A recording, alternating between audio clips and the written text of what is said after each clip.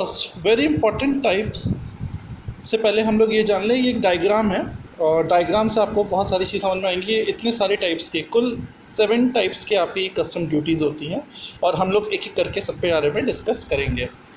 First type is your basic custom duties. This is also short में अगर हम इसे कहें तो दैट इज़ कॉल्ड BCD।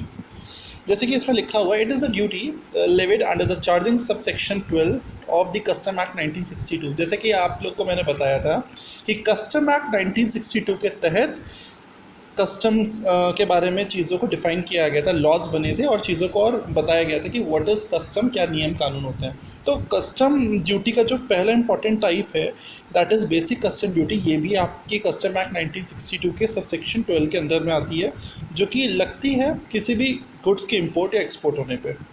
ये कस्टम टैरिफ एक्ट 1975 के फर्स्ट और सेकेंड शेड्यूल, जिस पर हम लोगों ने पहले अपने क्लासेस में चर्चा की थी, उसके बारे में इसमें स्पेसिफाइड किया गया कि किस गुड्स पे कितना रेट ऑफ ड्यूटी लगेगा। Okay, next second thing is additional custom duty. Additional custom duty second important चीज़ है जो कि कस्टम टैरिफ एक्ट के सेक्शन 3 के अंदर में लगती है। इसे 3 पार्ट्स में बताया गया है एडिशनल कस्टम ड्यूटी को। कब? सबसे पहला ACD यानी कि एडिशनल कस्टम ड्यूटी, जब एक्साइज ड्यूटी के बराबर लगती है। आपको कॉन्सेप्ट्स का मतलब पता होना चाहिए। What is excise duty? Excise duty का मतलब कोई भी चीज़ जब हम मैन्युफैक्चर करते हैं यानी कि प्रोड्यूस करते हैं, बनाते हैं, तो उस पर जो भी ड्यूटी हम लोग लगाते हैं that is called excise duty. दूसरा ACD for counter balancing. Counter balancing का बेसिकली यहाँ पर मतलब ये है कि जब भी हमें कुछ हम नया करते हैं या कुछ भी कुछ इनोवेटिव या कुछ नया करने पे जब हमें शॉर्ट टर्म लॉसेज होता है तो that is called counter balancing. यहाँ पे लिखा हुआ है ऑन रॉ मटेरियल, तो उसके कंटेक्स्ट में ये बात बोली गई है, उस पर भी एडिशनल कस्टम ड्यूटी लगती है।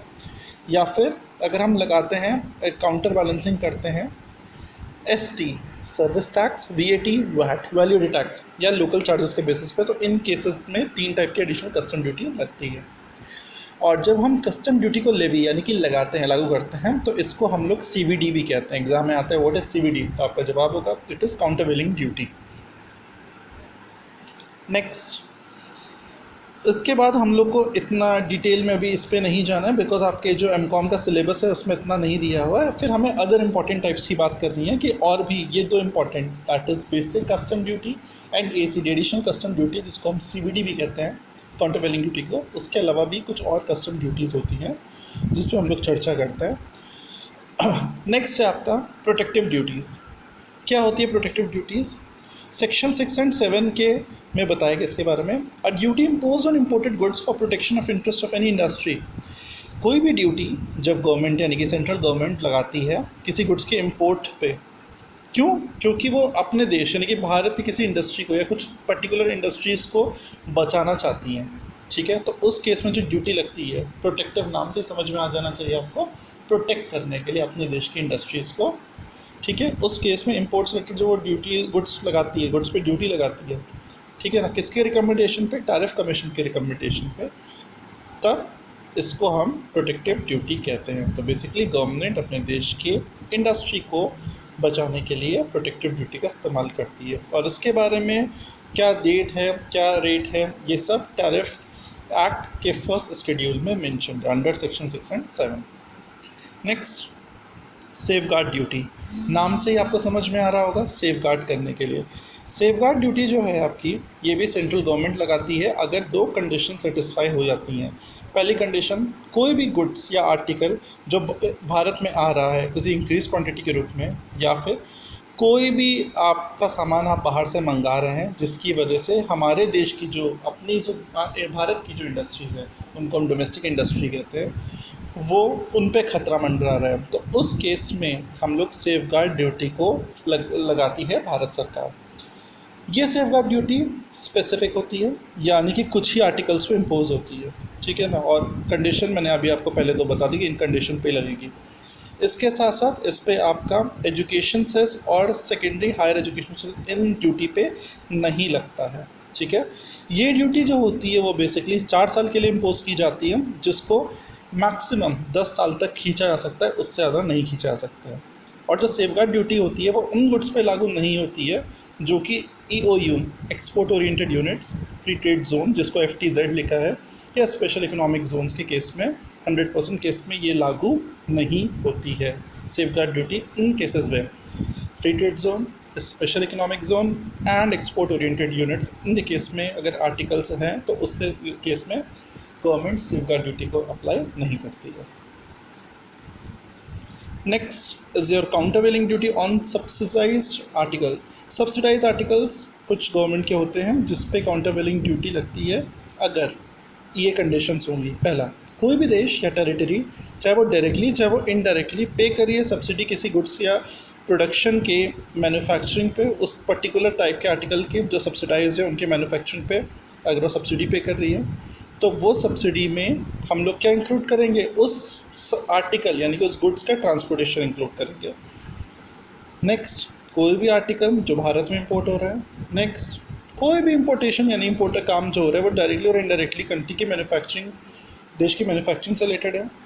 और कोई भी आर्टिकल, नेक्स्ट डी पॉइंट, जो कि same condition as when exported from the country of manufacture, जिस देश से गुड्स एक्सपोर्ट किया जा रहा है, भेजा जा रहा है, may be change in condition या कि मैन्युफैक्चरिंग उनकी चेंज हो गई है या कुछ और कारणवश से चेंजेस हुए हैं, तो इन कंडीशंस में सब्सिडाइज आर्टिकल्स की बात हो रही है। यहाँ पर आपका काउंटरवेलिंग ड्यूटी लगाई जाएगी अगर ये कंडीशन लागू होती हैं। ठीक है, जितनी भी रेट ऑफ सब्सिडी बताई गई है उससे ज़्यादा हम ड्यूटी काउंटरवेलिंग ड्यूटी नहीं लगाएंगे, जितनी मेंशन्ड है उतनी ही लगाएंगे। दूसरी चीज़ क्या है, जो भी इसमें नियम कानून है वो समय टू समय अपडेट होते रहते हैं और ये जो है ड्यूटी ये आपका 5 साल तक और बहुत ज़रूरत पड़ने पे 5 साल और बढ़ाई जा सकती है एज़ पर सेक्शन 9, उससे ज़्यादा इम्पोज ये नहीं की जा सकती। यानी कि 5 साल और मैक्सिमम 10 साल अगर हम इमरजेंसी केस की बात करते हैं, कुछ इमरजेंसी सिचुएशन की बात करते हैं तो उस केस में ये लगाई जाती है। Next is very important, anti dumping duty. Dumping शब्द देखिए नोट में लिखा भी हुआ है और हम इसको सिंपल भाषा में कहें, जो चाइना करता है। जैसे कि आपने देखा होगा भारत में चाइनीज़ प्रोडक्ट्स की डिमांड क्यों है, उसका एक सिंपल सा रीज़न है कि वो चीज़ों को अपने से भी कम प्राइस पे, ठीक है ना, अपने मार्केट के जो प्राइस चल रहा है उससे भी कम प्राइस में हमारे देश में बेचता है। और किसी भी देश को अगर फॉरेन मार्केट कैप्चर करना है तो उसका बहुत ही सिंपल सा तरीका है, अपने देश में जो प्राइस चल रहा है उससे भी कम प्राइस में वो दूसरे देश में सामान बेचे, तो लोग उसको सस्ते की वजह से ज़्यादा परचेज़ करेंगे और एक समय बाद उसकी डिमांड बहुत मार्केट में हो जाएगी, जिसकी वजह से आप मार्केट को कैप्चर कर सकते हैं। और मार्केट को कैप्चर करने से आप इस पूरे वर्ल्ड पे अपना इम्पैक्ट बना सकते हैं, जैसे कि चाइना ने किया। तो कोई भी देश जब अपने से कम यानी कि डोमेस्टिक प्राइस से कम प्राइस में दूसरे देश में सामान बेचता है फॉरेन मार्केट को, यानी कि दूसरे देश के मार्केट को कैप्चर करने के लिए, तो इस प्रोसेस को हम डंपिंग कहते हैं, जो आजकल काफ़ी कंट्रीज़ कर रही हैं। अब हम लोग आते हैं कि what is anti dumping duty. कोई भी आर्टिकल जो एक्सपोर्ट हो रहा है एक्सपोर्टर के द्वारा भारत में किसी भी नॉर्मल वैल्यू में, ठीक है ना, upon the importation of such article into India, और इम्पोर्टेशन हो रहा है इंडिया में, तो जो सेंट्रल गवर्नमेंट होगी वो एंटी डंपिंग ड्यूटी लागू करेगी उस पर्टिकुलर आर्टिकल में इस तरीके से। इसका फॉर्मूला देखें बहुत अच्छा दिया हुआ है, नॉर्मल वैल्यू जो होगी उससे एक्सपोर्ट प्राइस को वो माइनस कर देगी, तो जो निकल के आएगा वो होगा डंपिंग का मार्जिन। तो ये जो ड्यूटी होती है ये भी 5 साल के लिए इम्पोज की जाती है, जिसको और 5 साल तक के लिए बढ़ाया जा सकता है, यानी कि ऑन द मैक्सिमम 10 साल तक के लिए लग सकती है। और जैसे भी हमने पहले भी डिस्कस किया था, एंटी डंपिंग ड्यूटी उन आर्टिकल्स पर नहीं लग सकती है जो कि 100% EOU एक्सपोर्ट ओरिएंटेड यूनिट से हैं, ठीक है ना, या फिर जब तक उनको स्पेसिफाई नहीं किया गया है सेक्शन 9A में। तो आई होप आपको आज की क्लास में जो हमने बेसिक्स जो हम लोगों ने बात कही थी टाइप्स ऑफ ड्यूटी के बारे में डिस्कस किया था कि बेसिक कस्टम ड्यूटी क्या होती है, एडिशनल कस्टम ड्यूटी क्या होती है जिसको हम काउंटरवेलिंग ड्यूटी कहते हैं अगर वो लेवी होती है, उसके अलावा एंटी डंपिंग ड्यूटी क्या होती है, प्रोटेक्टिव ड्यूटी क्या होती हैं, सेफगार्ड ड्यूटी क्या होती हैं, ये सारे इंपॉर्टेंट कॉन्सेप्ट्स हम लोगों ने पढ़े हैं। आई होप आपको टाइप्स ऑफ कस्टम ड्यूटी समझ में आया होगा और आप लोग इसको रिवाइज करिएगा। कोई भी प्रॉब्लम हो तो आप मुझे कमेंट सेक्शन में जाके बता सकते हैं या फिर इन्फॉर्म कर सकते हैं, and I will be there to help you. ठीक है, अच्छे से पढ़िए, क्लियरली पढ़िए और अपने मन में किसी तरह का कन्फ्यूजन मत रखिए। नेक्स्ट क्लास में हम लोग नेक्स्ट टॉपिक लेके कस्टम का आएंगे, तब तक सब लोग अपना ध्यान रखिए और सेफ रहिए। Thank you so much.